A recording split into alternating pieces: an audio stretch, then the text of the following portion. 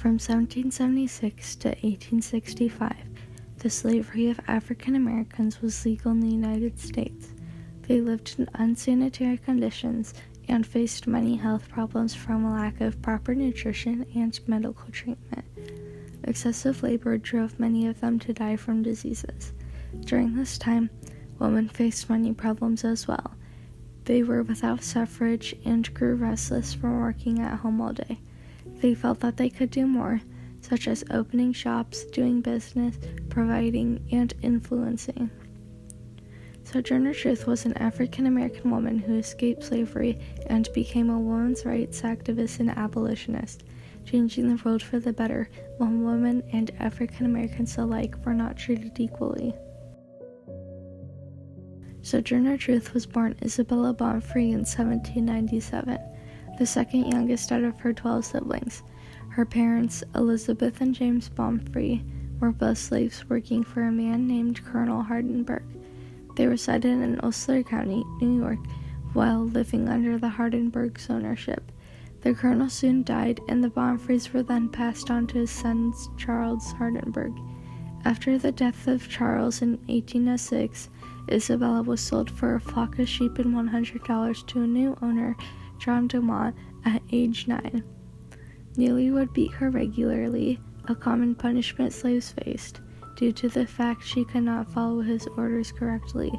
This was because she had been born in Dutch settlements and did not understand much English. However, Isabella soon learned how to speak English just by listening to others, and soon enough she was moved 2 more times. She ended up in West Park, New York, at the age of 13. Here she lived with her new owners, John Dumont and his wife Elizabeth. During her time with John and his wife, she fell in love with another slave named Robert. This was a problem for them as Robert was not owned by John, and Robert's owner knew any children they had together wouldn't be under John's ownership. The two had a single child named Diana together before John and the other owner forbade their relationship. In 1817, Isabella was forced to marry a man named Thomas, another one of John Dumont's slaves. Isabella bore 5 of his children throughout the next couple of years. During this time, New York's emancipation laws would be in effect, which allowed slaves to be set free in 1827. This left about 2 years for Isabella until she would be free, but Dumont made a promise that if she worked hard, he would let her go on July 4th, 1826. When the date rolled around, Dumont had a change of heart, deciding that he would wait until the anti-slavery laws passed the following year.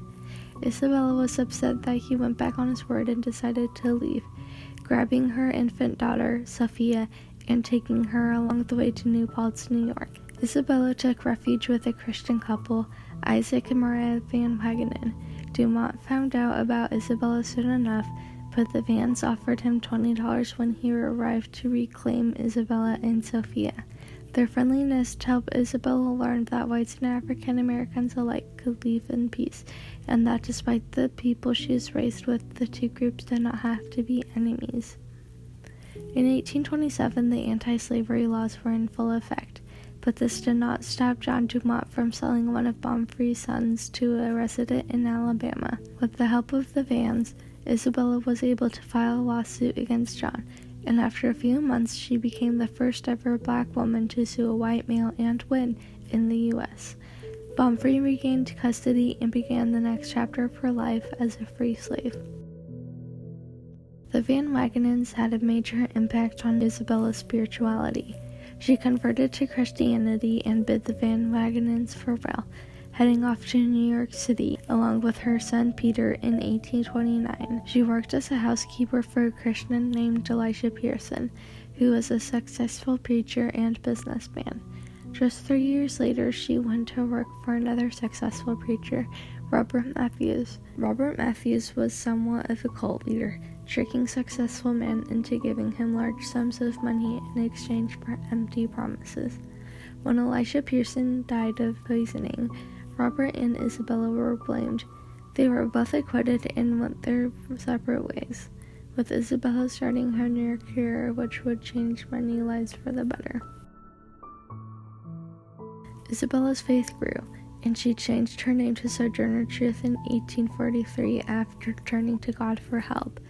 When she asked for a new name, he gave her Sojourner, meaning she was to travel up and down the lands. He then gave her Truth, as she was also to show people their sins and declare the truth. She began her journey of traveling up and down the East Coast, preaching and soon learning about abolitionism in Massachusetts. She started to speak out against slavery and oppression, joining an abolitionist program called the Northampton Association of Education and Industry. With the help of this organization, Truth launched her new career as an equal rights activist. In 1855, Sojourner gave her famous speech, Ain't I a Woman, at the Ohio Women's Rights Convention. Many transcripts of her most famous speech were made, and Truth used the rhetorical question, Ain't I a Woman, as a way to convey the discrimination she faced as a black woman. As her reputation grew, she wrote a book with the help of her friend. The biography helped her gain a lot of fame, but with it came harassment.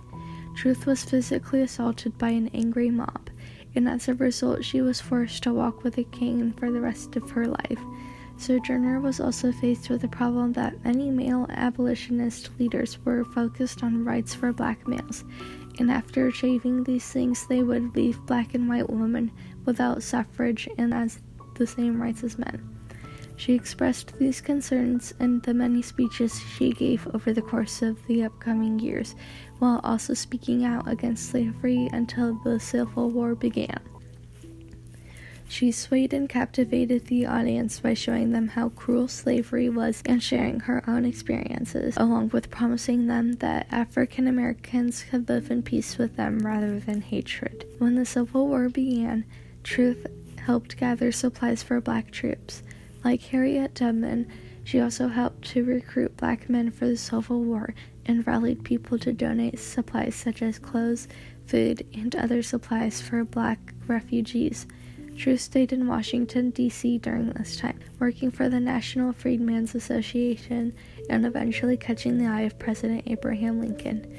He was impressed with her work and invited her to the White House, showing her a Bible that he had received as a gift from other African Americans in Baltimore. Truth stayed in D.C. for the duration of the Civil War, protesting segregation by using white-only cars. After the Civil War, she helped African Americans adjust to their new freedom with the help of the Freedmen's Association. Since they had just gained freedom, Truth was critical of those who sought help from the government. She insisted they take care of themselves rather than getting clothes from charity boxes, and said they would be better off in slavery if they did such things. She helped those living in poverty get jobs, and at one point created a petition for them to get moved onto government property, but with no prevail. In 1867, Truth moved back to her home in Battle Creek, Michigan, where some of her daughters were residents at as well. There she continued to make speeches against discrimination and in favor of women's suffrage. Truth died in her home on November 26, 1883, at age 84.